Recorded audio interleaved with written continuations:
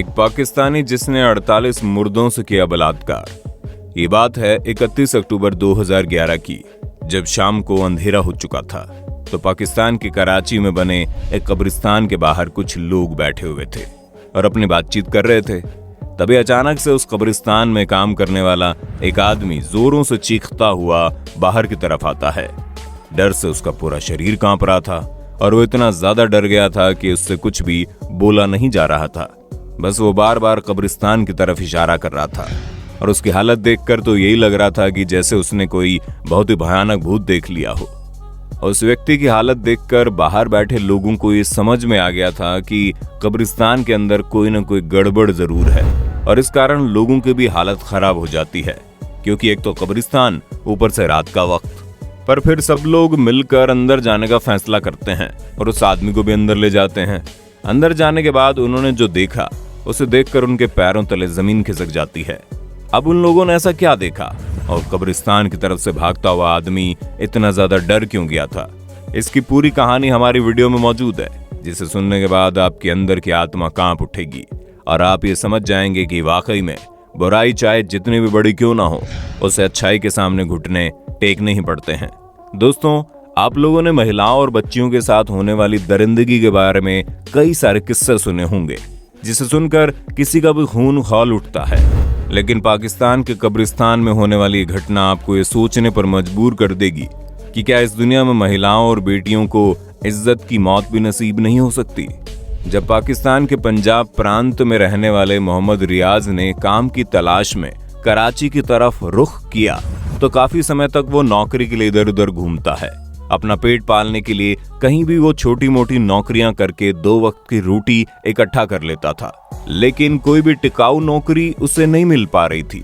इसी दौरान उसकी मुलाकात वजीरा नाम के एक व्यक्ति से होती है। वजीरा कराची के कब्रिस्तान में खुदाई और कब्रों पर पानी डालने का काम करता था। अब वजीरा से मिलने के बाद रियाज उसे अपनी परेशानियों के बारे में बताता है तो वजीरा उसे अपने साथ कब्रिस्तान में ही काम दिलवा देता है, जिसके बाद मोहम्मद रियाज उसी कब्रिस्तान में नौकरी करने लगता है। दोनों काफी लंबे समय तक साथ रहते हैं और रियाज और वजीरा के बीच की दोस्ती गहरी होती चली जाती है। लेकिन वजीरा के साथ लगातार वक्त बिताने के दौरान रियाज ने कुछ अजीब सी चीजें देखी। रियाज ने बताया कि शाम के वक्त जब भी कोई ताजी लाश कब्रिस्तान में दफना दी जाती थी तो अंधेरा होने के तुरंत बाद वजीरा उस कब्र का एक तरफ वाला हिस्सा खोलता था और फिर वो अंदर जाता था। थोड़ी देर बाद वापस बाहर आकर उस कब्र को वैसे ही बंद कर देता था जैसे वो पहले थी।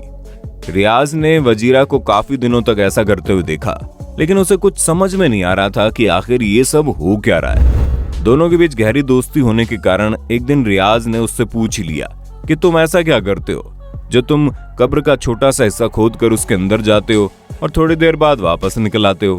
फिर वजीरा ने अपने दोस्ती की खातिर रियाज को सब कुछ सच सच बता दिया, जिसे सुनकर रियाज पहले तो हैरान हुआ, लेकिन उसे ये आइडिया बहुत अच्छा लगा और वो भी वजीरा का साथ मिल गया।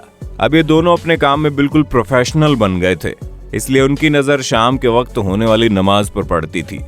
दोनों ही रोज शाम 4 से 5 बजे के बीच पढ़ी जाने वाली नमाज का इंतजार करते थे और उस वक्त जो भी कोई लाश कब्रिस्तान में दफनाने के लिए आती थी, दोनों इस पर अच्छी तरह से नजर रखते थे, जिससे ये दोनों उस लाश की पहचान करने की कोशिश करते थे कि लाश किसी महिला की है या पुरुष की। पर दोस्तों, लाश की पहचान करने में इन्हें ज्यादा मेहनत नहीं लगती, क्योंकि मुस्लिम रीति रिवाज के हिसाब से अगर वो किसी महिला की लाश है तो उसकी कब्र पर एक चादर डाल दी जाती थी, यानी महिला की लाश को दूसरी लाशों के मुकाबले एक पर्दा किया जाता था और वहीं चादर इस बात की निशानी होती थी कि कब्र के अंदर मौजूद लाश महिला की है। उस चादर को देखकर दोनों ही समझ जाते थे कि ये लाश किसी महिला की ही है।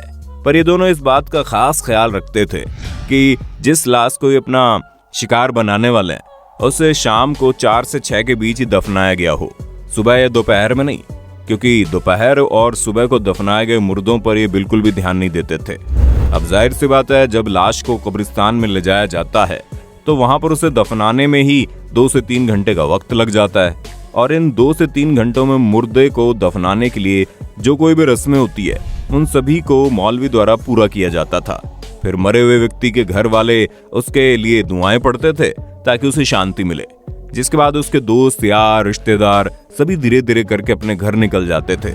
इन सारी चीजों में थोड़ा वक्त तो लगता था और इसलिए इसमें अंधेरा भी हो जाता था। लेकिन जैसे अंधेरा होता था वो सभी कब्रिस्तान से चले जाते थे और फिर ये दोनों अपना काम शुरू करते थे।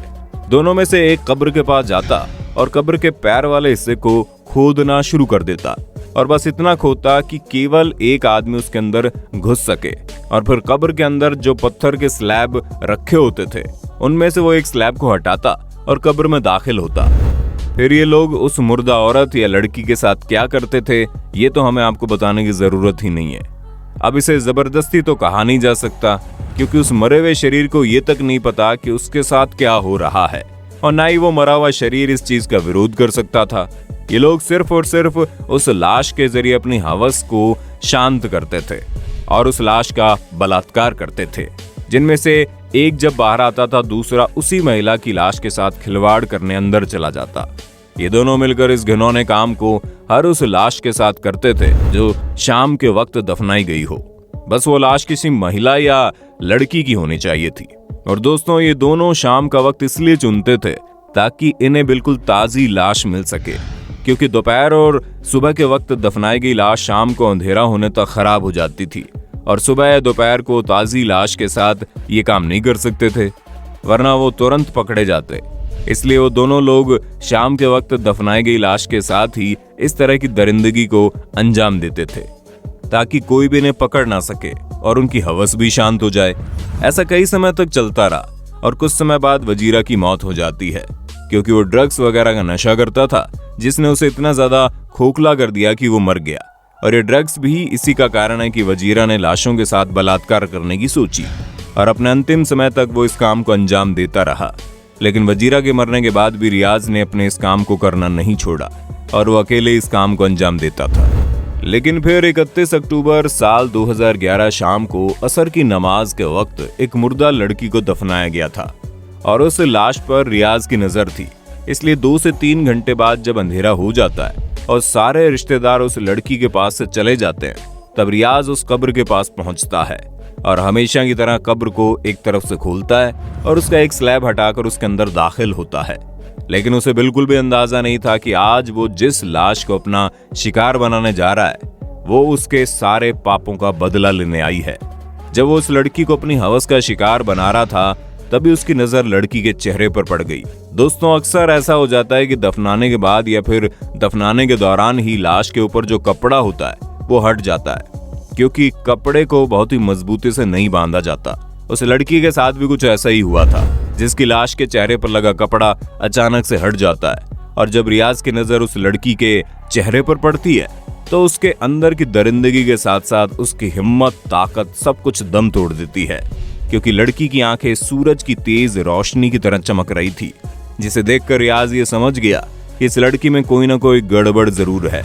या तो इसके अंदर किसी की आत्मा समा गई है या फिर ये भूत बन गई है। लड़की का ये हाल देखकर रियाज अपनी सारी सुध बुध खो देता है और पागलों की तरह चिल्लाते हुए भागने लगता है, जिसके बाद वो बाहर मौजूद लोगों को इस घटना के बारे में बताता है। जब लोगों ने रियाज की पूरी कहानी सुनी तो उनका मन किया कि वो उसी वक्त रियाज को मार डाले क्योंकि हर किसी का खून खौल रहा था। लेकिन उन्होंने अपने आप को काबू में किया और तुरंत रियाज को पुलिस के हवाले किया। पुलिस ने सारी पूछताछ की और फिर उसी पूछताछ के दौरान रियाज ने कबूल किया कि वो अब तक पूरी 48 लाशों के साथ बलात्कार कर चुका है। दोस्तों आप खुद ही सोचकर देखिए, इतनी बड़ी संख्या में इस दरिंदे ने मरने के बाद भी महिलाओं के शरीर के साथ खेला जिसने हैवानियत की सारी हदें पार कर दी। पर क्या आप जानते हैं ये वो मामला है जो सामने आया है। न जाने कितने सारे दरिंदे रियाज की तरह ही हर कब्रिस्तान में काम कर रहे होंगे जिनका किसी को पता ही नहीं है। आपका इस पर क्या कहना है कमेंट में बताइए। इस तरह की वीडियोस को लगातार देखते रहने के लिए हमारे चैनल फैक्ट मंत्रा को लाइक शेयर सब्सक्राइब करना ना भूलें। धन्यवाद। दोस्तों आपकी स्क्रीन पे 2 और वीडियोस दिख रही हैं जिसे देखने के लिए आप इस स्क्रीन पर क्लिक करें। दोनों देखिएगा, बहुत अच्छी वीडियो बनी है।